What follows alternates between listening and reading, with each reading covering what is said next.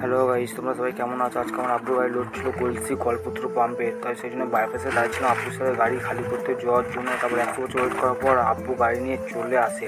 তারপর আমি আব্বুর গাড়িতে বসে পড়লাম আব্বুর সাথে গাড়ি খালি করতে যাওয়ার জন্য। তারপর আমি আর আব্বু বেরিয়ে পড়লাম ওইখান থেকে গাড়ি নিয়ে গলসি যাওয়ার জন্য। তারপর কিছুক্ষণ গাড়ি চালিয়ে আমি আমার আব্বু যাচ্ছিলাম গাড়ি থাকতে। তারপর আমি আব্বু কিছুক্ষণ গাড়ি চালিয়ে চলে আসি বুধবুদ থেকে কিছুক্ষণ গাড়ি চালিয়ে আমি আব্বু চলে আসি গলসি বাজারের কাছে। তারপর গলসি বাজারে কিছুটা এগিয়ে যেয়ে আমরা দেখতে পাই সার্ভিস রোডে, তারপর পার্টিকুলার সার্ভিস নেমে যাবো। বাজার থেকে সার্ভিস রোডে আমি আব্বু নেমে যাই।